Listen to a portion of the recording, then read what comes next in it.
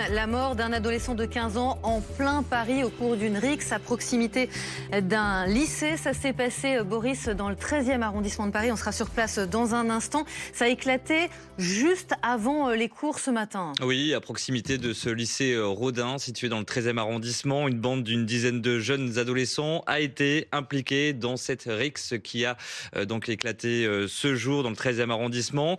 Un jeune homme de 15 ans est décédé. Le parquet de Paris a été avisé aux alentours de 8h35 qu'un mineur se trouvait en arrêt cardio-respiratoire devant cet établissement scolaire, présentant alors des blessures à la tête et un couteau étant découvert à proximité de lui. En dépit des nombreuses tentatives de réanimation de la part des médecins du SAMU, eh bien son décès a été constaté à 9h15. Il y a eu un important dispositif de sapeurs-pompiers sur place puisque la BSPP, la brigade des sapeurs-pompiers de Paris, est intervenue et a dépêché pas moins de 5 engins sur place, notamment 3 véhicules de secours et d'assistance aux victimes. Concernant l'enquête, eh bien, le parquet de Paris a annoncé à BFM TV l'ouverture d'une enquête pour meurtre. C'est la Sûreté territoriale 75 qui a été saisie des investigations.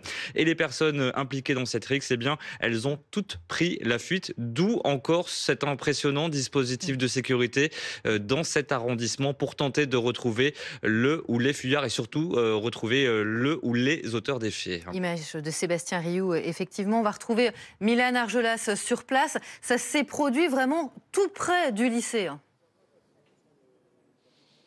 Oui, effectivement, cette rixe qui concernait une dizaine d'adolescents s'est produite, vous l'avez dit, tout près de ce lycée Rodin. Ça s'est passé en fait dans cette rue qui se trouve derrière moi, cette rue Corvisart qui est totalement bouclée depuis ce matin, depuis aux alentours de 8h30. Cette rixe qui a donc eu lieu ce matin. Un des adolescents qui a pris part à cette rixe, un adolescent de 15 ans, a été blessé par arme blanche. Le parquet de Paris nous apprend que cet adolescent est décédé après avoir été transporté à l'hôpital. Il a été découvert avec un couteau qui était à proximité de lui. Il présentait des blessures à la tête et nous, ce qu'on ressent avec Sébastien Rioux ici dans ce quartier, c'est vraiment un état de sidération, que ce soit les commerçants ou les élèves de ce lycée Rodin. Ici, voilà, l'information n'a pas encore circulé pour tout le monde. Il y a donc de l'incompréhension, mais aussi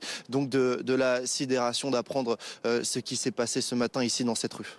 Oui, parce qu'on est dans un quartier assez calme. Vous avez rencontré un riverain qui a prodigué lui-même les premiers secours, Milan. Oui, effectivement, il s'agit du gardien d'un immeuble qui se trouve dans cette rue Corvisart. Cet immeuble, vous le voyez sur ces images de Sébastien Rioux. Et donc, ce gardien d'immeuble nous a raconté avoir découvert l'adolescent au sol. Il lui a donc prodigué les premiers secours en compagnie d'une infirmière qui se trouvait à côté du corps de l'adolescent de 15 ans. Il lui a prodigué ses premiers secours en attendant donc l'arrivée des pompiers. Mais voilà ce que nous a raconté ce riverain, c'est évidemment l'état de choc dans lequel il était, mais aussi voilà l'état de sidération du quartier tout entier ici depuis ce matin. Oui, on l'écoute d'ailleurs. Il y avait un monsieur de l'immeuble qui était devant avec la victime et il m'a appelé, ma femme est venue m'appeler, je suis venu et j'ai été directement sur la victime, enfin sur la personne qui j'ai fait les premiers secours. Et donc voilà, on s'est reliés, on a attendu que les pompiers arrivent, les pompiers ont pris le relais et puis ils se sont occupés de la personne. Qu'est-ce que vous avez ressenti à ce moment-là ? Ah, écoutez, beaucoup de peine, hein, parce que c'est un jeune, hein, c'est toujours pareil. Hein, quand on voit des jeunes comme ça, je suis papa, donc je sais. Je connais un peu la jeunesse. Malheureusement, aujourd'hui, c'est comme ça. C'est dommage, quoi, c'est dommage. La rixe a donc concerné une dizaine d'adolescents. Les autres adolescents donc, qui ont pris part à cette rixe ont pris la fuite. Et sont évidemment activement recherchés. Boris, ce qui frappe, c'est l'âge, encore une fois, de ces adolescents. La victime n'avait que 15 ans. Il ne faisait pas partie, a priori, de ce lycée. Il n'était pas scolarisé dans ce lycée. Oui, la victime n'était pas scolarisée dans cet établissement scolaire. Elle n'était même pas scolarisée dans l'Académie de Paris, selon les informations de Véronique Fèvre, chef du service éducation de BFM TV. On ignore encore qui sont les agresseurs, le ou les auteurs des faits, puisqu'ils sont activement recherchés. C'est pour cette raison, bien comme vous le voyez sur BFM TV, il y a cet important dispositif de sécurité. Il faut aller extrêmement vite pour tenter et espérer les retrouver. Mais c'est vrai que cette rixe dans ce quartier, eh bien, ce n'est pas un phénomène nouveau, puisque le parquet de Paris nous donnait quelques informations tout à l'heure à BFM TV. Selon ce parquet de Paris, eh bien, ce meurtre s'inscrit dans la continuité d'un phénomène de rixe entre jeunes récurrente sur le secteur du 13e arrondissement. Depuis le début du mois de mai dernier, il y a eu 8 affrontements sur ce 13e arrondissement, et d'une manière plus large, ce phénomène de bande entre bandes rivales, ces rixes, ce n'est pas quelque chose de nouveau sur la capitale, puisque selon cette fois-ci la préfecture de police de Paris, si les phénomènes de bande événements en lien avec une bande augmentent de 10% sur l'agglomération parisienne entre 2022 et 2023. Il passe de 375 à 413 faits. Les affrontements consommés baissent de 4%. On a l'habitude d'entendre parler de ces guerres, de ces rixes entre bandes rivales dans le 15e arrondissement, sur la dalle de Beaugrenelle. C'est vrai que jusqu'à présent, on avait peu l'habitude d'entendre ce genre d'événements dans le 13e arrondissement de Paris. Donc les enquêteurs qui recherchent ces suspects, on ignore encore le nombre, on parle quand même d'un groupe. Ils travaillent sur quoi? Ils ont ce couteau qui a été retrouvé. Il y a les images de vidéosurveillance aussi, évidemment. Absolument. Il y a donc ce couteau qui a été retrouvé juste à côté de la victime. Il y a les systèmes de vidéosurveillance, autant les caméras de surveillance, et peut-être que Milan pourra le confirmer si cette rue est équipée de caméras de surveillance. Il y a forcément le système de vidéoprotection de l'établissement scolaire. Est-ce que les caméras ont réussi à capter l'endroit précis où la rixe s'est déroulée, puisqu'elle ne s'est pas déroulée devant l'établissement scolaire, mais juste à côté, dans cette rue Corvisart? Et puis surtout, les témoignages qui vont être extrêmement importants. On est aux alentours de 8h, 8h30 du matin. Il y a énormément de monde dans les rues. Les gens qui partent au travail, les parents qui amènent leurs enfants à l'école. Bref, ces témoignages, ils vont être capitaux pour faire avancer l'enquête le plus rapidement possible. Mais on peut espérer que les enquêteurs aient un certain nombre d'éléments qui permettront de remonter la trace du ou des auteurs, de cette attaque ce matin au couteau. Et d'ailleurs, généralement, dans ce type d'enquête, on retrouve les bandes, on retrouve les différents responsables. Et après, la difficulté, c'est de savoir qui a donné les coups de couteau ou pas. Il va falloir faire le partage des responsabilités. On le rappelle, c'est une dizaine de jeunes qui ont été impliqués dans cette rixe, avec un ou deux, plusieurs auteurs des faits. Il va falloir déterminer les tâches de chacun. Et c'est là toute la complexité du travail dans cette enquête, c'est savoir qui a porté le coup de couteau mortel. Ça va prendre du temps, mais là, l'objectif, à l'heure où l'on se parle, Roselyne, c'est retrouver tous les jeunes impliqués dans cette rixe. Bien sûr. On va aller retrouver Milan Argelas dans le 13e arrondissement de Paris. On est vraiment au sud de la capitale, Milan, à la limite du boulevard périphérique. C'est quand même un quartier résidentiel, on le voit autour de vous, qui est d'habitude très calme. On imagine le choc pour les riverains.